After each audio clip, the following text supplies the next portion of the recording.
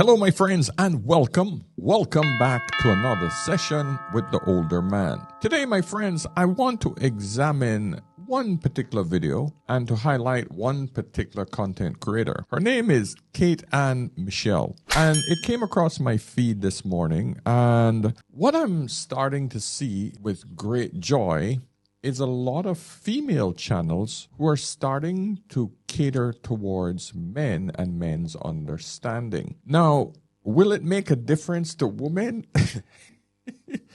I don't know, but I think women will probably listen to other women more carefully. At least they will absorb more information from a woman than she would of a man who's trying to tell her what's wrong with how she's approaching men. So I was incredibly impressed with this video that I'm about to go through with you, where she highlighted 40 brutal truths men wish women knew. And it's really comprehensive. Now, I'm not going to go through all of it, but honestly, she hit the nail on the freaking head with this one. I swear. I mean, really. And the thing is, the video got a lot of views. At this point, it had 500,000 views, right? But I'm so hoping that the majority of these views were from women and not men. But in any event, I'm going to highlight about half of these. And of course, I would love for you guys to go over and support her channel as well. I'm not just going to take her content. And I'm going to critique and comment on some of these issues. But I think it's important for men to understand that, hey, listen, man, women are starting to wake up and realize there's something wrong. They're not getting the results they want. And there are women out there that are supporting us men. All right. So, my friends, subscribe if you haven't already. Please book a session, or more importantly, go over to the membership system, join up for free, buy some merch. Hey, and go one step further and start creating your own content for the year 2025 by buying my content toolkit that will help you create content using the power of AI to get ahead, to produce some residual and passive income for 2025 and beyond. So, my friends, without further ado, let's get into this video. You're going to enjoy this. 70% of relationship-centered media, including books, movies, and TV shows, cater to a woman's perceptions and desires. But at what point does it become important to ask, what do men want? And while the curiosity and empowerment of women continues to rise with praise, it also seems to continue to surface itself at the consequence of diminishing men. And we all eat it up, subconsciously programming ourselves to see men as inadequate. Why would we need to understand them? Now, if it's not obvious, I'm not a man. So you might be wondering, what is a woman doing creating a video on this topic? Well, I pulled my audience across multiple social media platforms, and I directly asked them, what is it that women do not understand about men? So on that note, here are 40 things that men wish women would understand about them. Which brings me to my first point. Learn when to shut up.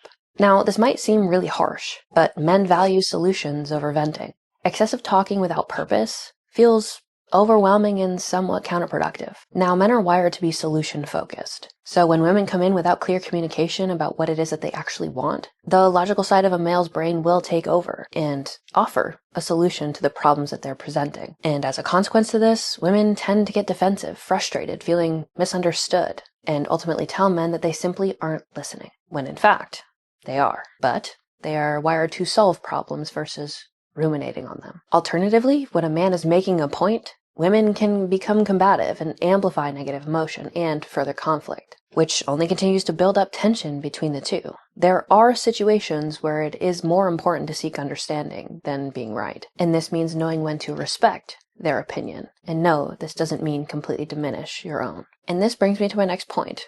It surprises me why women don't understand this. But gentlemen, we have to understand that women are always in their feelings. It's all about trying to get the details to try to make her feel something. As opposed to men, we look for a solution and we want to get rid of that problem so we can solve the next one. Because this world is full of problems. We know this. We know that in order for us to get ahead, we need to solve a problem, move to the next one. And the more problems we solve, the more issues we work out, the faster we get ahead in life. That is why men build so well and much faster than women do. Otherwise, she said it all.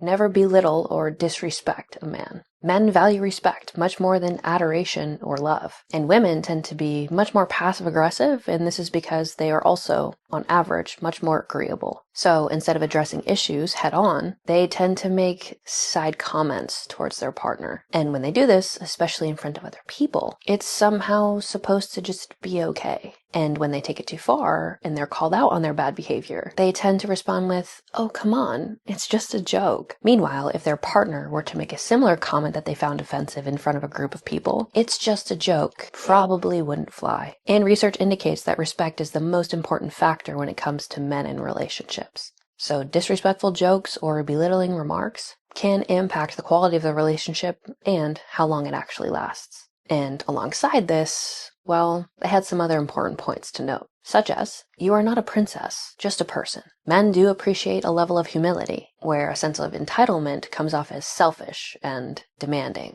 And a comment from my audience made this point directly. I think the biggest misunderstanding is that when a guy does things that you ask him to, it's because he loves you, not because you control him. I guarantee the second that you make him stop loving you, he's gonna tell you to take a walk when you tell him to do things that you brag to all of your friends about. You aren't a mastermind chess-level manipulator. He just cares about you. And this is an important point that I don't want to overlook. Women tend to focus on what they need from a man. Provision, protection, support. And if she doesn't get her needs met, her demands fulfilled, or constant attention, she can become entitled and say things like, "A real man would treat his girl like a princess." And yes, I've seen this. But at what point do women start to ask men what they want, what they need, or what they desire? Men are expected to service women, but are women held to the same standards? Why is this such a double standard? And even making this video, along with other men's issues-focused topics, many men don't trust that I actually give a fuck about their problems.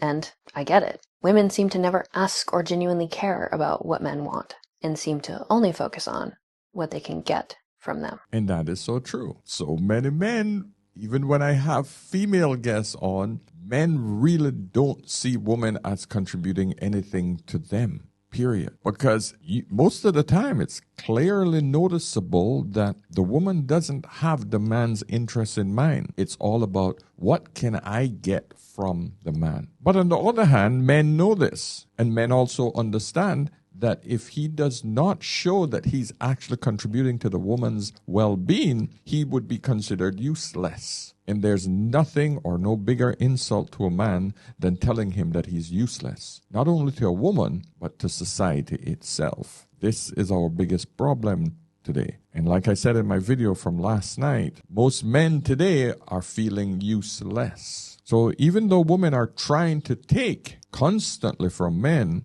and men don't mind giving, what she's missing is there has to be something you have to feed the man back in order to make him feel like his giving is worth it. This is the problem that most women don't understand. But most women are like parasites. They take, and they take, and they take, and they drain that man dry. And once he's been drained dry, she moves to the next host, aka divorce. And this brings me to my next point. Act, dress, and talk like a lady. There's an inherent expectation for men and women to present themselves with dignity and class. And I'd be amiss if I didn't acknowledge that this does vary from culture to culture. But when women don't have respect for themselves, take care of themselves, care about how they present themselves, or become adversarial in public, well, men aren't interested. A lot of people say that men are fearful or intimidated by women. But according to the feedback that I've received from men here, it's not that they're intimidated by women at all, but more so that they know a problem when they see one. When women are lower in agreeableness and present with much more masculine temperament, they see this as a volcano waiting to erupt. And instead of interacting with somebody that they know can cause problems,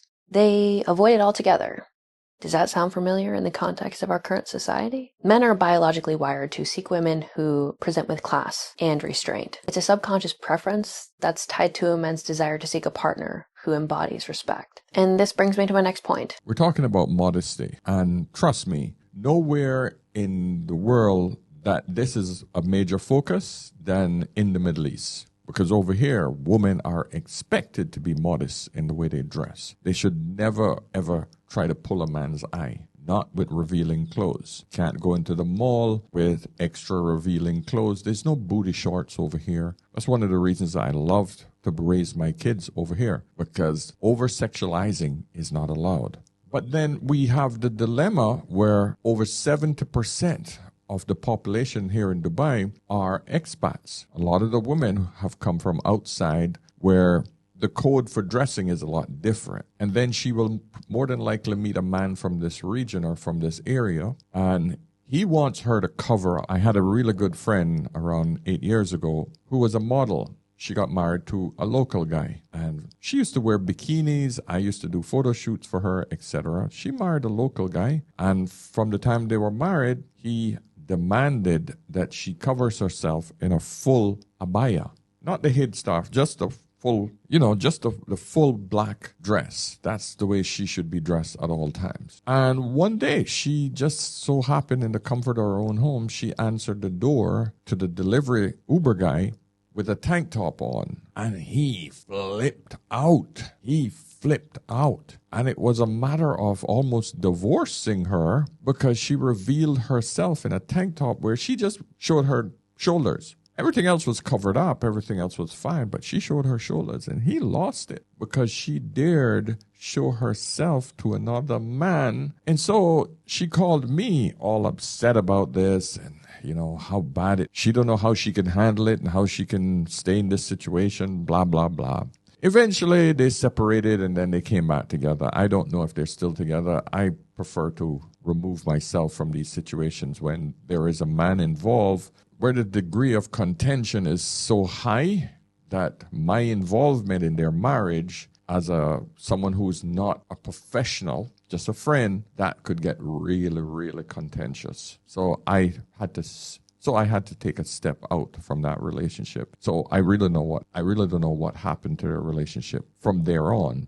But we have to understand, based on culture, based on our environment and our geographic location, modesty is looked at differently. But it's very important for women to understand, regardless of where you are, most men don't want their woman showing their private parts, especially once they're in a relationship. I just want you ladies to understand how men are. That is literally part of our nature. Once we have established that you and I together, you need to stop acting like you're single. I get women going, oh, well, this is how he met me. I'm not changing for anyone and I'm not changing for him.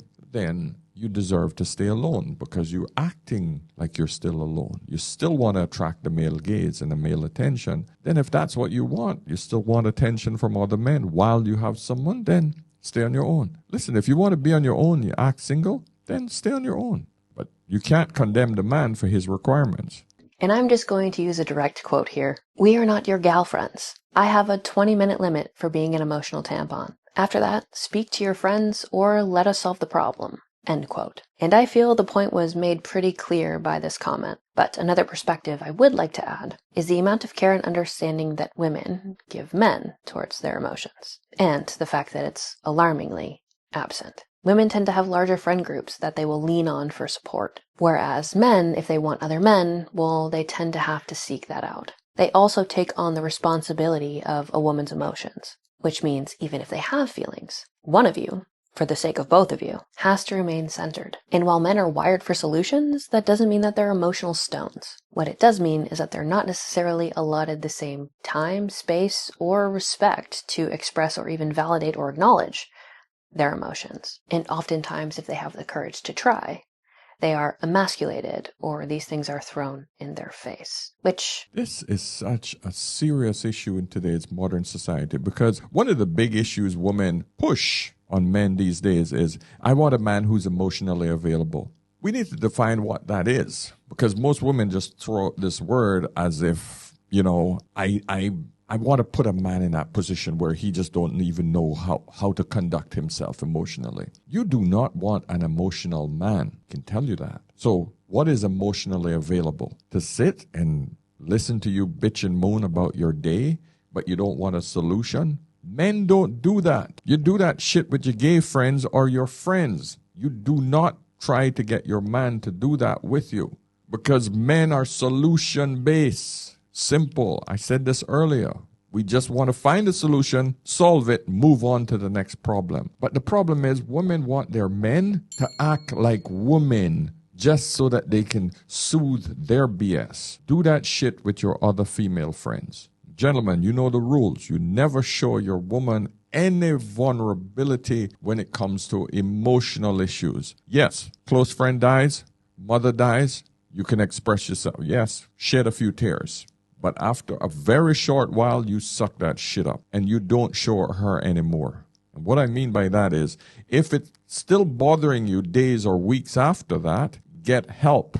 Either get professional help or you go to your boys and you talk about it. You work it out there. You go pound it out in the gym on a punching bag. You get rid of it in that respect, but do not put that on your woman. Anytime your woman sees that you're weak and vulnerable, that's when she dries up, my friend. That's when it goes ugly.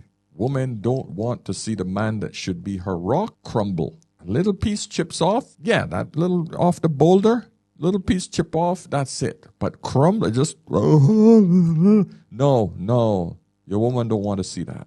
And trust me, once she sees that shit, she will never unsee it. Which brings me to my next point. Do not gossip. If you do, you do it about everybody, including him, and he knows that. This all comes down to responsibility. Your partner is an extension of you, meaning that when you think you're getting off because you're talking down about him, you're also, as a consequence, talking about the person that you are. You chose this partner, and if the roles were reversed, I don't think this type of behavior would fly or go away quietly. Gossip doesn't help anyone.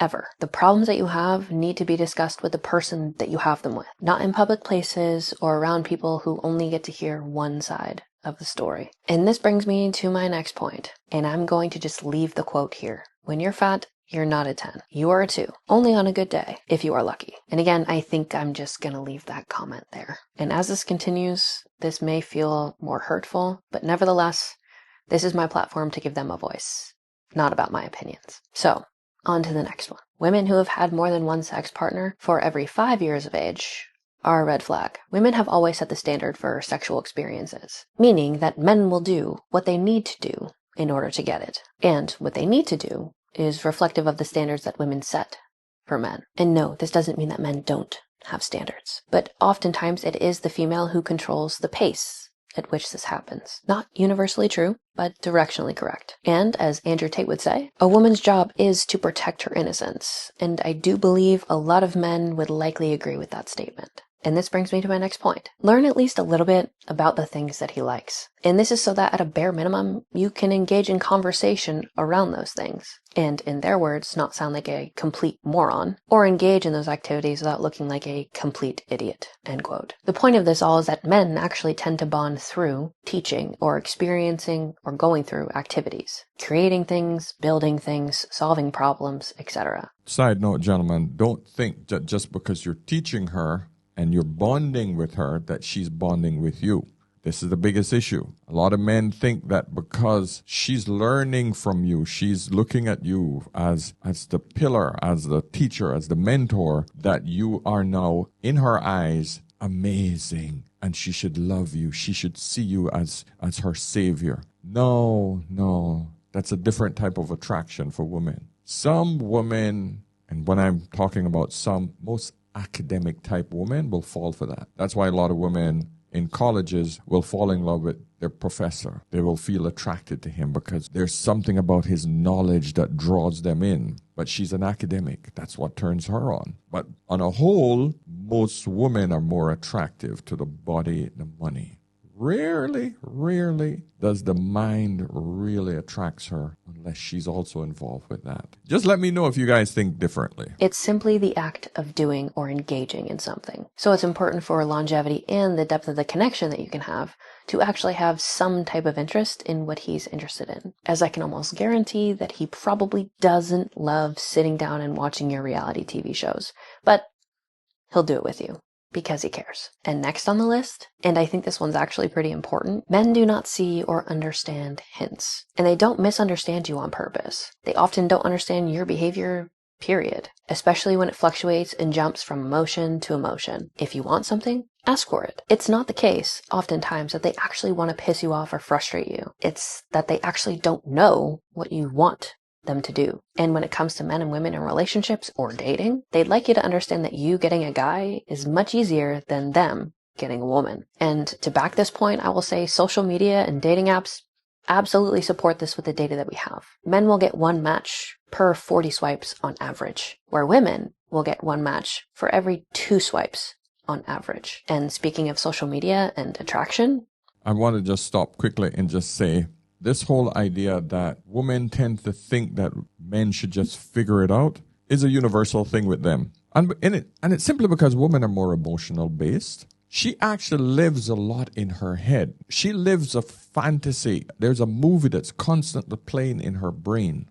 And that's her reality. And she thinks that everyone else should see that movie even without her saying it. It's so real and so vivid to her. Like, why is it that he hasn't figured it out? Why is it that he's not seen it from my perspective? And here's the bizarre thing. Other women don't see the movie playing out in her head. They don't. The problem is other women will not admit that they don't see the freaking movie either.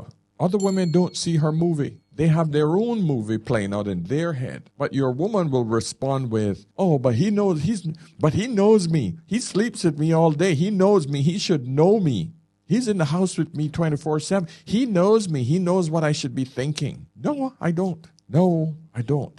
Ladies, you live in your head. Say what you mean. That's it. Say what you want. Tell us what you want. It will easily solve the problem. Nobody, not the woman next to you, not your teacher, not your mama. No one knows what you're thinking. Believe me. And it doesn't matter how good your man knows you. He will not know what you're thinking. He can make an educated guess based on past experiences, but that's as close as it gets. So please, be verbal. Verbalize what you say.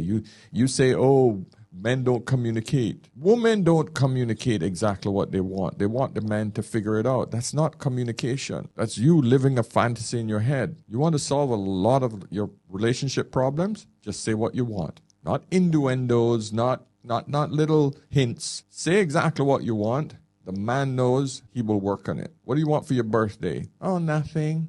No. What do you want for your birthday? Don't bullshit me. That's how I address my wife. Don't start with that crap. Well, I don't really need anything. I said, babes, come on now. Listen, please don't waste my time. All right. Let's go to this place. Okay, cool. Boom. I make the reservation. We go. We have a good time. Done. I don't mess around with that. I don't want to waste my time guessing what she wants. That's now going to occupy a great part of my brain that could be working on something else, building something else, creating something else. I do not want to occupy myself with mundane bullshit that she wants because she don't have the freaking skills to just say, this is what she wants. The good thing with long-term relationships is she knows exactly how I deal, and she will just say, okay, I want XYZ. Boom. Good. Can we afford it? Yeah. Good. Can't? No. Let's pick something else.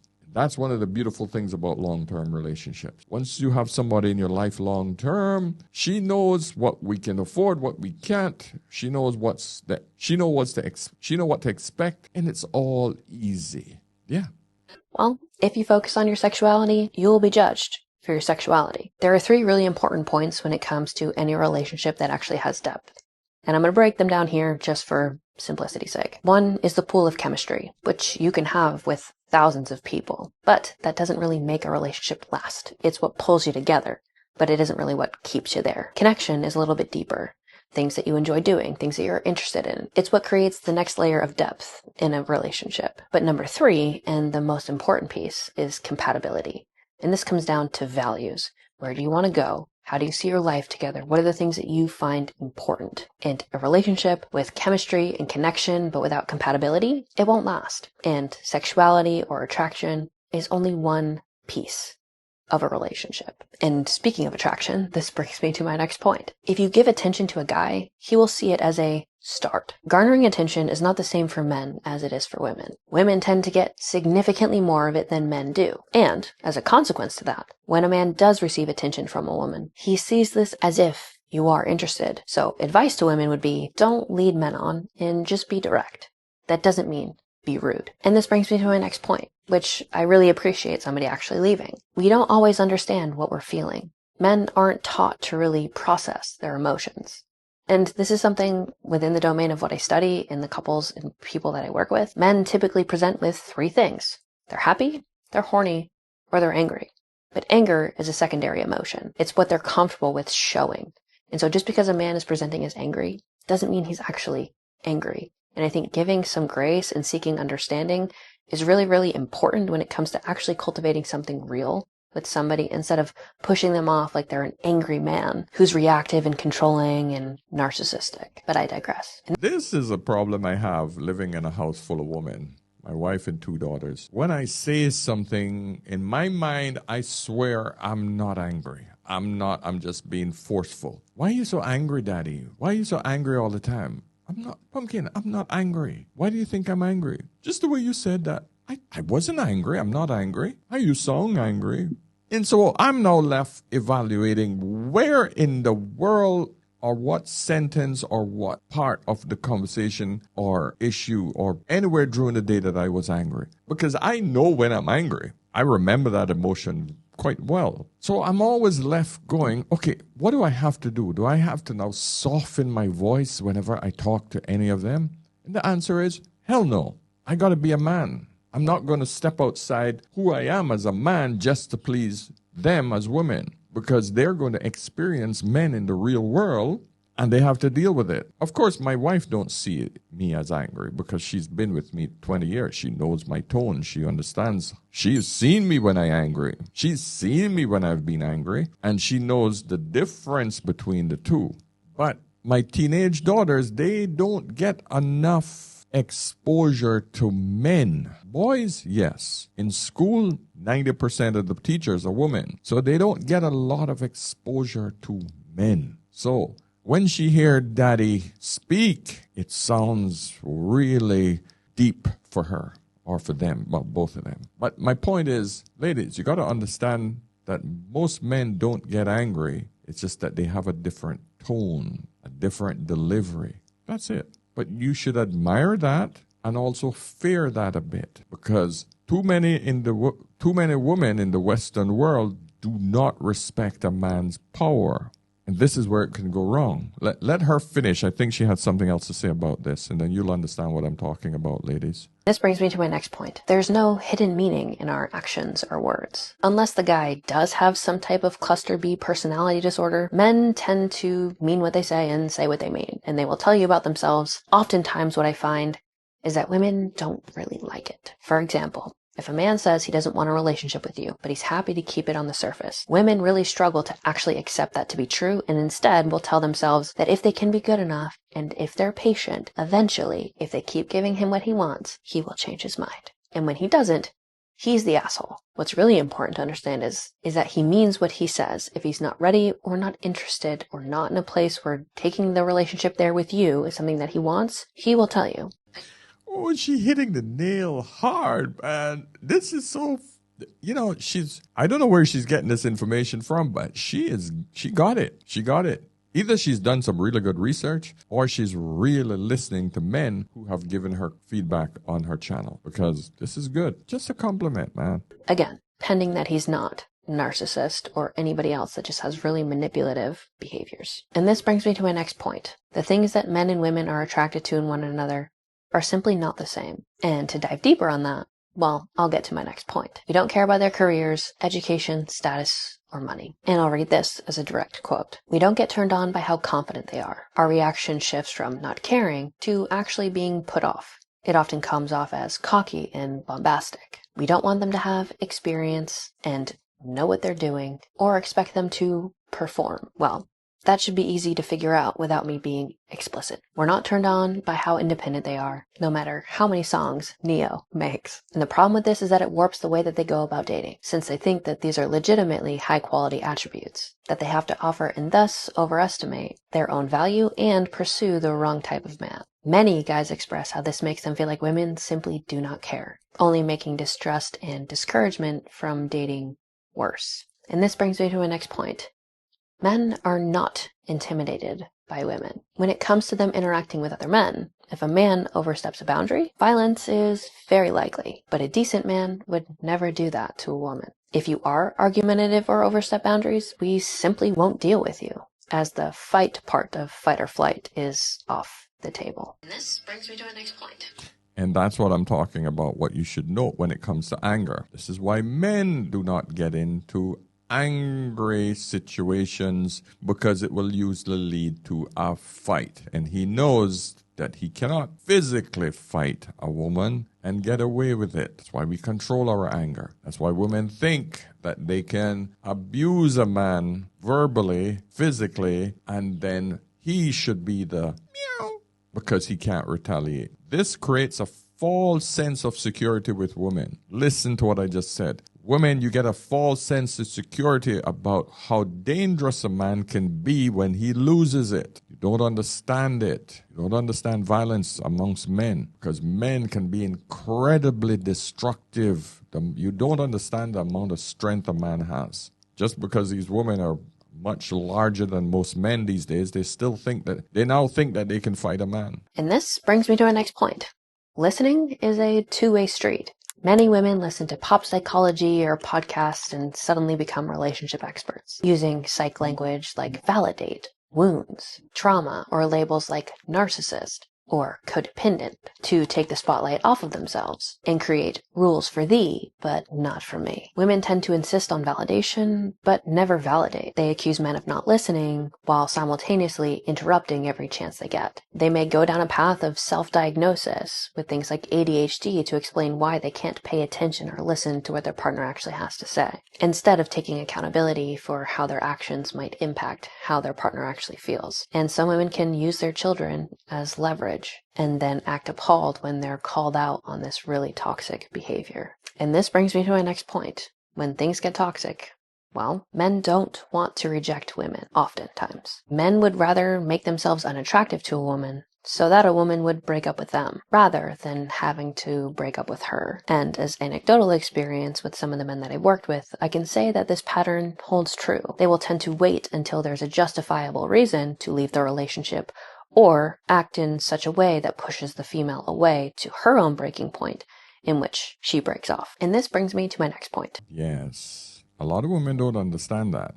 Men will rarely leave you. He will leave the relationship. In other words, he will pull away. You will not see him mentally. He will stop sharing stuff with you. Physically, sex might diminish. He might still want to do it every once in a while, just to relieve himself, but mostly he will pull away. You won't get as much affection. There won't be any kisses. There won't be any slap on the booty when he crosses you. You will get the guy that wakes up in the morning, makes his own breakfast, goes off to work, say a polite goodbye, see you later, and he disappears. You'll get the guy that sits in the driveway when he gets home from work on his phone, just relaxing before he comes in the house. You will get all of that, but he won't break up with you. Eventually, you're going to get frustrated and you will leave him. But technically, he left you a long time ago.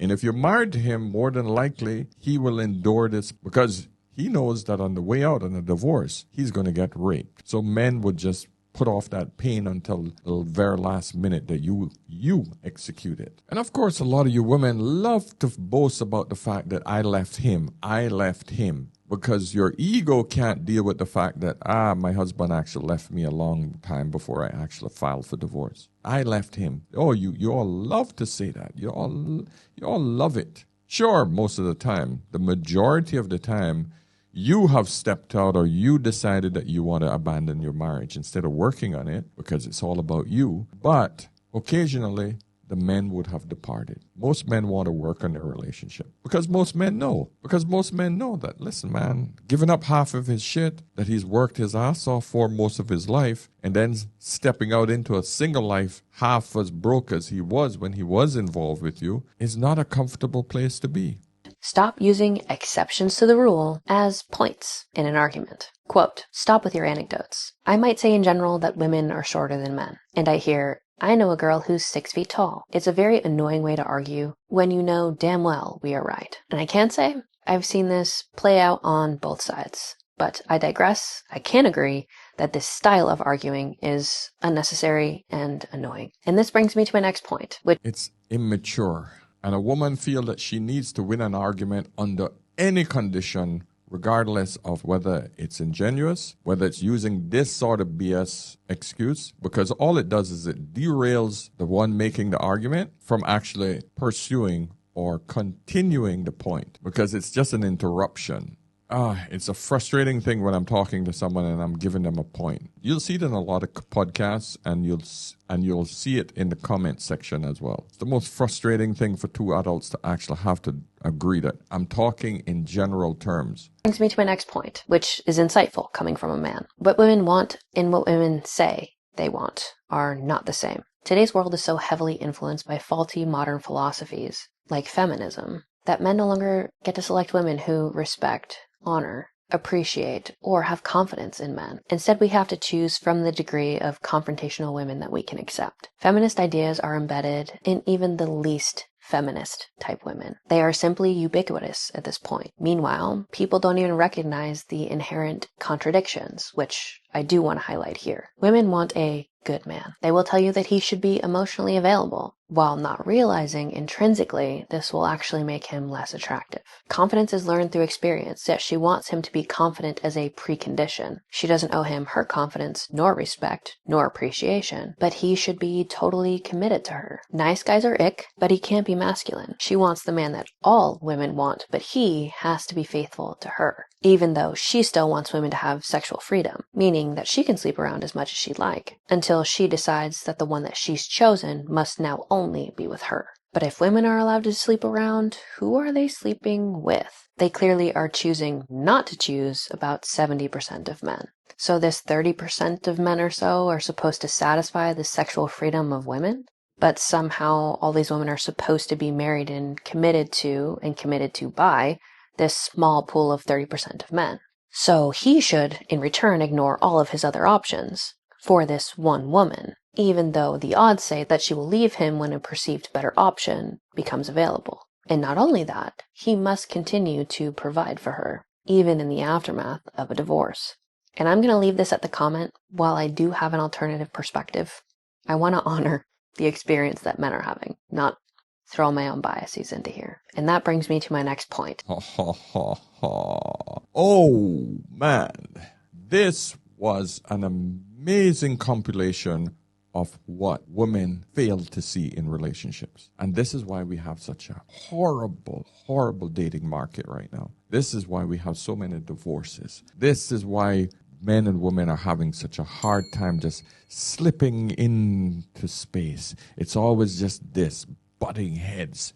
Always. We're not getting here anymore. So I'm hoping, my friends, that you listen to this. Listen to what I said. Share this video with others. Go over to her channel. I've only played around 50% of it. So, guys, go over there and watch the rest of this video. Okay? So, my friends, listen, I hope you enjoyed this particular session today. There's a lot that you ladies have to learn about life and about men and relationships. If you want success, if you're losing, ladies, on relationships, this is the kind of information you need to listen to. So I'm hoping that you got a little bit more absorption from hearing it from a woman. Okay? Subscribe, book a session if you need me. Of course, join our membership system and also pick up my Content Creators Toolkit and start creating some good digital products to make you some money. So my friends, thank you so much for staying to the end. And remember, whenever in doubt, my friends, always, always ask an older man. I'll see you tomorrow. Cheers.